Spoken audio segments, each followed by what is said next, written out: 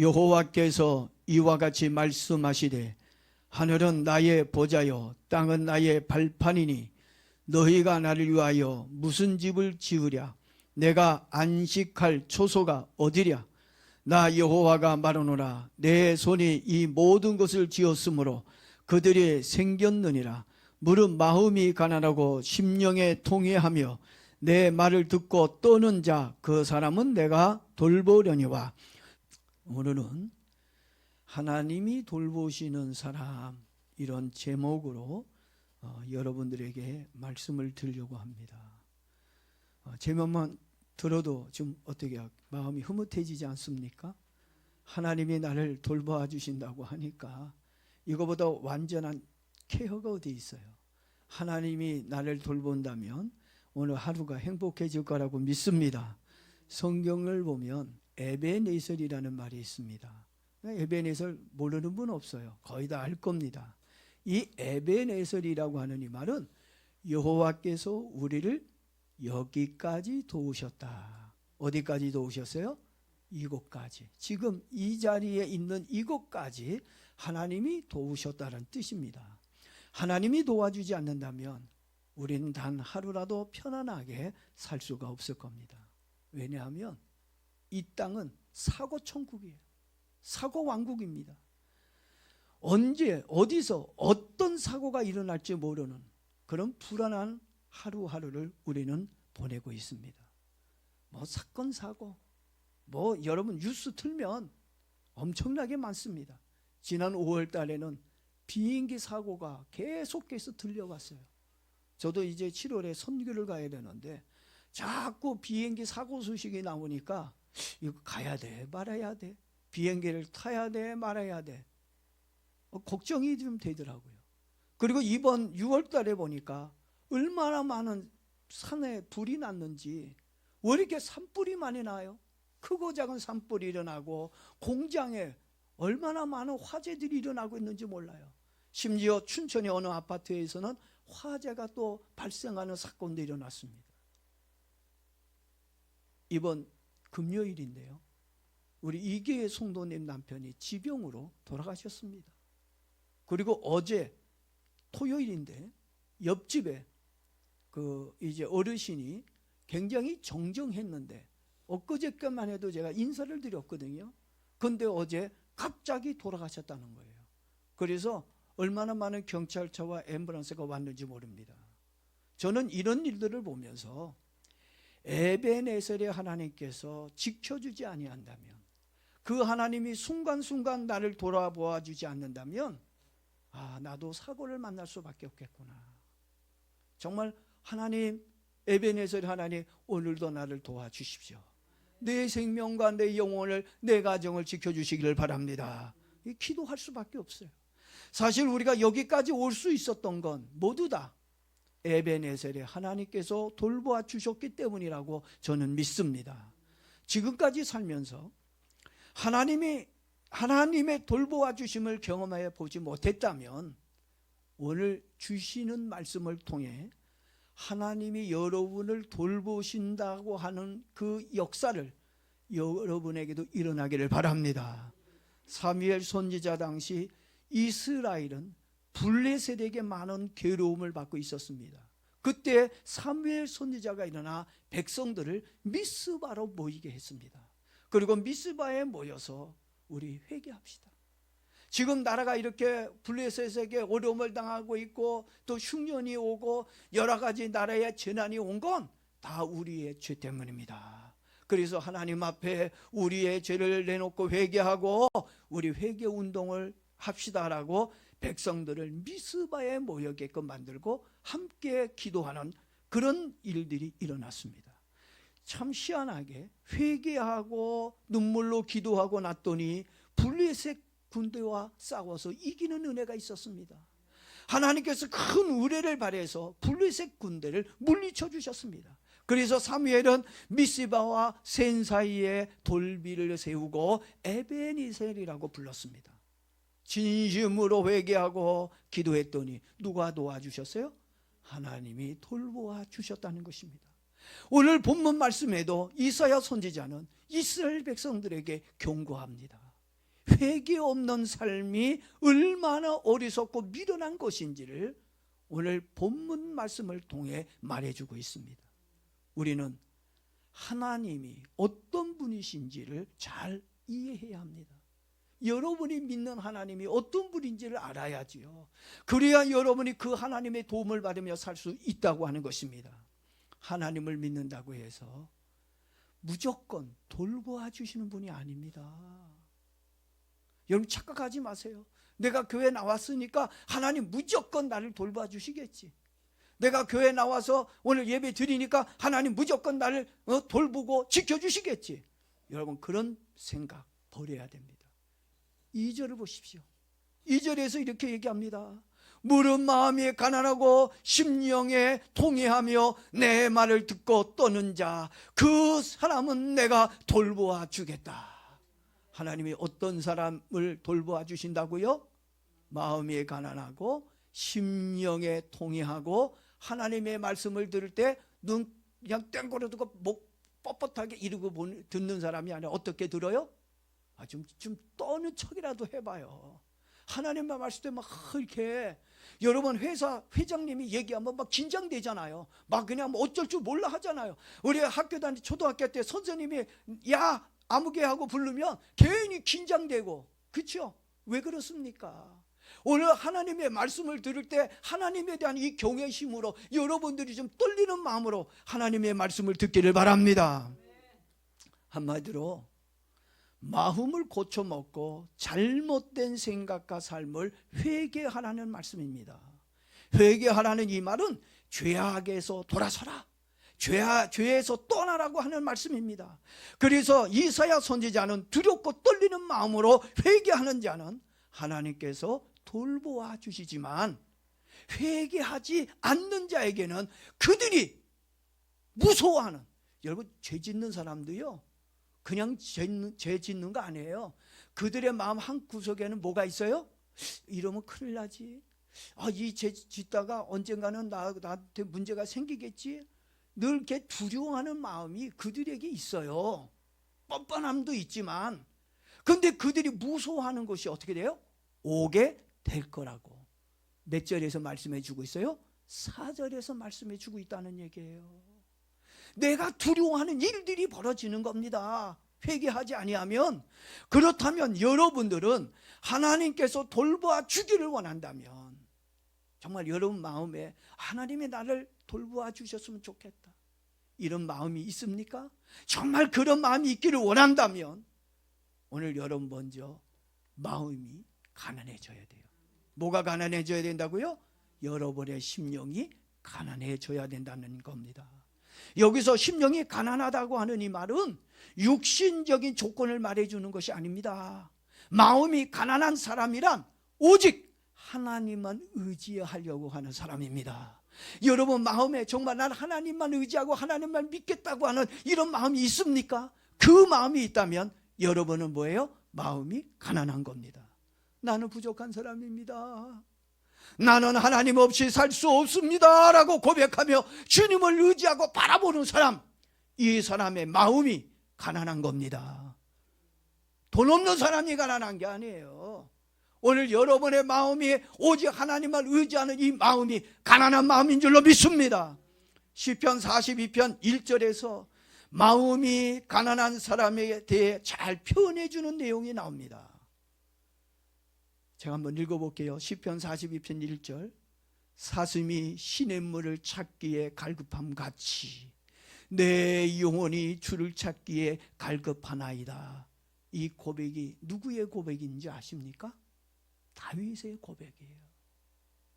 세상 부족함이 없는 정말 세상을 호령하는 다윗, 이 다윗이 자기를 사슴처럼 비유하고 목마른 사슴처럼 말하고 정말 목마른 사슴이 시냇물을 찾기에 갈급하듯이 내 영혼은 주님을 찾기에 갈급합니다. 얼마나 심령이 가난한지 몰라요. 정말 애타게 하나님을 찾는 다윗의 모습을 봅니다. 오늘 이 모습이 저와 여러분의 모습이 되어지기를 바랍니다. 이런 사람만이 신앙에 올인하는 거예요. 이런 사람만이 하나님을 붙잡고 사는 겁니다. 제가 연대연합신학대학원에서 공부할 때 조직신학을 가르쳤던 교수님이 계셨습니다. 이 교수님이 이제 강의하다가 어느 날 자기의 그 어렸을 때 이야기를 잠깐 간증한 적이 있었습니다. 이 교수님은요, 키가 되게 작아요. 덩치도 작고 아주 볼품이 없어요. 생긴 것도요, 아이고 그 교수님께 죄송합니다만 얼굴까지 형편없어요. 야, 어떻게 하나님이 만들어도 저렇게 만드셨을까? 근데 그걸 우리만 느끼는 게 아니라 본인도 느낀 거야. 어렸을 때 이 교수님께서 초등학교 4학년 때 어떤 일로 인해 자신의 미래에 대해서 깊이 생각하게 되었다는 겁니다. 자기는 키도 작아, 덩치도 작아, 얼굴도 뭐 내세울 만한 것도 없어. 덩치도 없고 키도 작으면 얼굴이라도 좀 잘생겨야지. 뭐 하나 남들이 봤을 때 흠모할 만한, 좋아할 만한 것이 아무것도 없다라는 것입니다. 그러니 나중에 어른이 돼서 결혼도 하고 먹고 살아야 되는데 앞이 캄캄하더라는 거예요. 몇 학년 때? 초등학교 4학년 때 자기 미래를 생각하니까 앞이 캄캄해지면서 야, 내가 이제 어떻게 살지? 내가 어떻게 먹고 살지? 생각해 보니까 캄캄해졌어요. 그래서 가만히 곰곰이 생각해 봤는데 자기가 살 길은 두 가지밖에 없더라는 거예요. 첫째는 내가 사는 길은 오직 하나밖에 없다. 공부하는 길밖에 없다. 이 내가 머리라도 나쁘고 공부라도 못하면 사람들이 완전히 날 무시할 거야. 키도 작고 덩치도 작고 얼굴도 못생기고. 그러니 공부라도 잘해야 내가 남들에게 무시당하지 않고 살 거야. 그리고 내가 또 성공하려면 공부만 잘해서 안 되지. 하나님의 도움을 받아야지. 하나님을 잘 믿을 때 하나님은 나에게 복을 주실 거야. 그래도 교회를 다녔나 봐요. 그러면서 나는 하나님 잘 믿을 거야. 열심히 공부할 거야. 그리고 나서 열심히 성공을 위해 공부했고, 또 교회도 열심히 나가서 하나님 나 축복해 주세요. 하나님 나 도와주세요. 하나님이 돌봐주지 않으면 아무것도 할 수 없어요 라고 열심히 기도를 했어요. 근데 그렇게 열심히 공부하고 하나님 잘 믿고 기도했더니 자기가 원하는 대학교에서 교수가 되었고 이쁜 여자와 결혼해서 기혼 자녀를 낳고 지금 행복하게 잘 먹고 잘 살고 있다는 이야기를 하셨습니다. 전 그걸 들으면서 예수님이 마태복음 5장 3절 말씀이 기억이 났어요. 심령이 가난한 자는 복이 있나니 천국이 그들의 것임이라.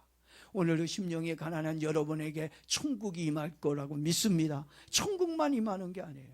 하나님은 이 땅에 모든 좋은 것들, 신령한 것들, 기름진 것들을 마음이 가난한 여러분에게 주실 줄로 믿습니다.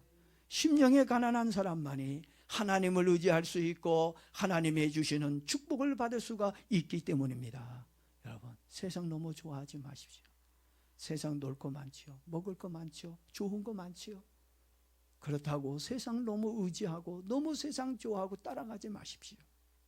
세상 좋아해서 잘된 사람 하나도 없습니다. 이 세상은 죄악으로 너무 위험합니다. 바다에 사는 물고기나 산 짐승들에게 가장 위험한 것이 무엇인지 아십니까? 어떤 분? 사람이요.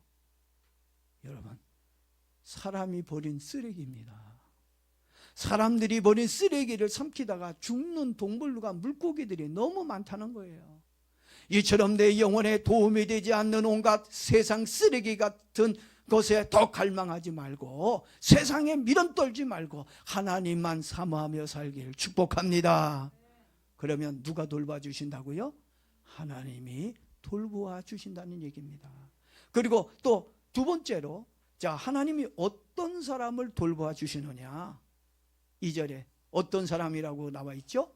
통회하는 사람이요. 마음에 통회하는 사람. 통회라는 말이 뭐예요? 죄에 대해 깊이 깊이 슬퍼하고 회개하는 것을 말하는 겁니다. 예수님의 제자인 마태의 말로 표현해 보면 애통해하는 것입니다. 하나님은 어떤 사람을 축복한다고요? 애통해하는 사람을 위로한다고 그랬습니다. 마태는 애통하는 자는 복이 있나니 저희가 하나님의 위로를 받을 것이라고 하였습니다. 그렇다면 무엇을 우리가 애통해야 할까요? 돈 없는 거 애통해야 될까요? 건강하지 못한 거 애통해야 될까요? 남보다 힘없는 거 애통해야 될까요? 그런 거 애통할 필요가 없어요. 정말 우리가 무엇을 애통해야 되냐? 하나님을 잘 믿지 못한 거 우리 애통해야 돼요. 이웃에게 잘못했던 거, 나를 높이고 교만했던 거, 각종 욕심으로 지은 죄악들을 우린 통회해야 하는 겁니다. 신앙생활 제대로 하지 못한 거, 정말 내가 하나님 자녀로서 믿음으로 살지 못한 것들을 우리가 통회해야 된다는 겁니다. 그런데 이사야 선지자 시대의 사람들은 무엇이 죄인지, 무엇을 잘못했는지 깨닫지를 못했다는 겁니다. 우상 숭배를 하면서도 그것이 죄인지 몰랐다는 얘기입니다. 예수님은 분명하게 제자들에게 얘기합니다. 하나님보다 더 사랑하는 거, 그게 다 뭐라고요? 우상 숭배다. 하나님보다 세상을 더 좋아하면 그것이 뭐라고요? 우상 숭배라는 얘기입니다. 꼭 절간에 가서 부처 앞에 돌상 앞에서 이러고 돼지 머리 앞에서 머리 조아리고 콧구멍에다가 돈 쑤셔 넣는 게 이게 우상이 아니라 하나님보다 더 세상을 좋아하고 세상의 쾌락에 빠져 사는 이것이 우리에게 뭐가 된다고요? 우상 숭배가 된다고 말씀하고 있다고 하는 겁니다. 그래서 우리는 성경의 거울을 비춰보면서 회개해야 하는 것입니다. 그리고 나의 잘못이 무엇인지 우린 눈물로 회개하면서 성령님의 깨달음을 구해야 한다는 것입니다. 시편 97편 10절 11절 말씀 보니까 여호와를 사랑하는 너희여 악을 미워하라. 저가 그 성도의 영혼을 보전하사 악인의 손에서 건지시느니라. 의인을 위하여 빛을 뿌리고 마음이 정직한 자를 위하여 기쁨을 뿌렸도다 라고 얘기합니다. 회개하는 마음이 생겨야 마음에 빛이 생기는 거예요. 여러분의 인생에 밝은 빛이 비춰지는 것입니다. 회개할 때 기쁨이 옵니다. 회개할 때 소망이 생깁니다. 회개할 때 형통이 찾아옵니다. 여러분, 여자의 일생이라는 작품을 쓴 프랑스 유명한 작가가 있습니다. 모파상이라는 사람이 있는데 이 사람이 신학교를 다녔대요. 신학교를 다니다가 퇴학을 당했습니다. 왜 신학교에서 퇴학을 당했느냐? 너무 사생활이 문란하고 방탕해서 학교에서 퇴학을 시켰습니다. 그 후 교회를 떠나 하나님을 잊고 살게 되어졌습니다. 그래서 예수님이 내 삶의 주인이 아니라 자기가 내 인생의 주인이 되고, 그래서 내 삶을 내가 주인공으로 살아야 되겠다 결심을 하였습니다. 그리고 난 후 그가 글을 쓰게 됐는데 유명한 작가가 되었습니다. 그가 쓴 작품마다 엄청난 베스트셀러가 되어 돈을 많이 벌었습니다. 돈을 많이 벌어서 지중해에 요트도 사고 노르망디에 저택도 가지고 있고 파리에는 호화로운 아파트도 장만하게 되었습니다. 그리고 결혼도 여러 번 해가지고 다양한 여자들과 만나서 결혼도 하고 아주 방탕하게 살았습니다. 그러던 어느 날 그의 몸에 이상이 왔어요. 안질과 불면증에 시달리게 되었습니다. 그래서 1892년 1월 1일 새해가 밝았습니다. 희망의 새해입니다. 남들은 그 꿈을 가지고 새로운 희망의 한 해를 살기 위해서 꿈에 부풀어 있는데, 근데 오히려 그 사람은 죽고 싶은 마음이 생겼어요. 내가 살아서 무엇하냐? 살고 싶은 마음이 사라져서 자살을 시도하였습니다. 겨우 목숨을 구했지만 정신 이상자가 되어 정신병동에 몇 달 동안 살다가 결국 그곳에서 절규하다가 43살 젊은 나이에 죽고 말았습니다. 그리고 그의 무덤 묘비에 이런 글이 적혀 있었습니다.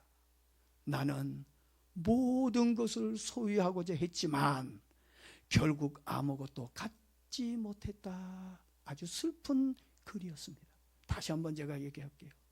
나는 모든 것을 소유하고자 했지만 누구하고 똑같아? 여러분하고 똑같아. 지금 제가 보니까 여러분이 이 사람처럼 살고 있는 것 같아. 나의 모든 것을 소유하고자 했지만 결국 아무것도 갖지 못했다. 여러분, 나중에 여러분이 묘비에도 이렇게 쓰지 않기를 바랍니다. 예? 모파상은 겉으로는 많은 명성과 부귀 영화를 누렸습니다. 그러나 그의 마지막은 아무것도 가진 것이 없다라고 한탄하고 있는 것을 봅니다. 왜 그랬을까요? 하나님께 회개가 없는 인생을 살았기 때문입니다. 하나님 없이 사는 사람들의 마지막 삶은 비참해질 수밖에 없다는 거 여러분 꼭 알기를 바랍니다. 하나님은 누구를 돌봐주신다고요? 마음에 통해하는 자에게 하나님은 돌보아 주신다고 말씀하고 있습니다. 그리고 마지막으로 하나님이 돌보는 사람이 있습니다. 하나님은 어떤 사람을 돌보아 주실까요? 하나님의 말씀을 들을 때 정말 떠는 자가 되어야 된다는 얘기예요. 하나님이 말씀하시는데 긴장감이 없어요? 아니, 우리 하나님의 학교 선생님만도 못하고 회사 사장님만도 못한가요? 왜 세상 사람들 앞에서는 왜 이렇게 두렵고 긴장하고 떨면서 이렇게 그냥 들으면서 왜 하나님의 말씀은 왜 안 떱니까? 만만해요? 하나님이 만만해 보입니까? 오늘 본문 2절 하반절에서 이사야 선지자가 또 이야기합니다. 내 말을 듣고 떠는 자를 돌보아 주신다. 누구 말이요? 제 말이요? 누구 말? 하나님의 말씀을 들을 때 떠야 된다는 얘기예요. 내 말을 듣고 떠는 자가 무슨 말일까요? 그래서 여러 성경을 찾아보았습니다. 그랬더니 쉽게 설명된 성경이 있었습니다. 새 번역이라는 성경을 보니까 내 말을 듣고 떤다고 하는 이 말을 보니까 이렇게 번역되어 있었습니다. 나를 두려워하고 내 말을 따르는 사람. 내 말을 듣고 떠는 자는 어떤 사람이라고요? 나를 두려워하고 하나님을 두려워하고 하나님의 말씀을 따르는 사람. 이런 사람이 내가 좋아하는 사람이다라고 번역해 놓았습니다. 이런 사람을 하나님이 도와주신다는 얘기예요. 개역 성경에는 이 말을 뭐라고요? 떠는 자라고 말을 했습니다. 떤다고 하는 이 말은 하나님의 말씀을 존중하는 마음을 가진 사람을 강조하는 거예요. 오늘 하나님의 말씀을 존중하는 마음을 가지기를 바랍니다. 그래야 떠는 그것이 있는 거예요. 하나님의 말씀을 들을 때 순종하고자 하는 자세를 가져야 한다는 말씀입니다. 사람들이요, 척추가 발라야 건강하답니다. 여러분 척추 만져보세요. 척추가 이렇게 휘은 사람은요, 이 몸이 건강하지가 못한 거예요. 오늘 여러분이 건강하려면 척추가 아주 곧바르게 펴져야 합니다. 이처럼 하나님 앞에서 우리의 삶의 자세도 신앙의 모습도 중요하다는 것입니다. 하나님의 돌보심을 받기 원한다면 지금부터라도 겸손한 마음으로 말씀을 받고 순종하려고 하는 자세를 가지고 살기를 축복합니다. 옛날 평안북도 정주에 예수님을 잘 믿는 백사겸이라는 집사님이 있었습니다. 그곳에 선교사가 왔는데 아주 오래된 아주 얘기입니다. 이 선교사가 찾아와서 여러분, 그래도 우리가 예배드릴 수 있는 예배당이 있어야 되지 않겠습니까? 언제까지 이렇게 허름한 곳에서 예배드려야 됩니까? 우리 힘을 모아서 우리가 좋은 예배당을 건축합시다. 그러고서 이제 교인들하고 기도하고 헌금을 모아서 이제 예배당을 건축하게 되었습니다. 근데 건축을 하다가 예배당을 짓고 있는데 그만 재정이 떨어졌어요. 참 지금은 교회 건축하는데 수십억 들지만 그 당시에 뭐 수십억은 안 들겠지만 그때는 정말 보릿고개가 있고 먹고 살기가 힘든 시대였으니까 교인들이 헌금을 해봐야 얼마나 할 수가 있겠습니까? 그래서 돈이 떨어져서 교회 예배당을 짓다가 포기하고 말았습니다.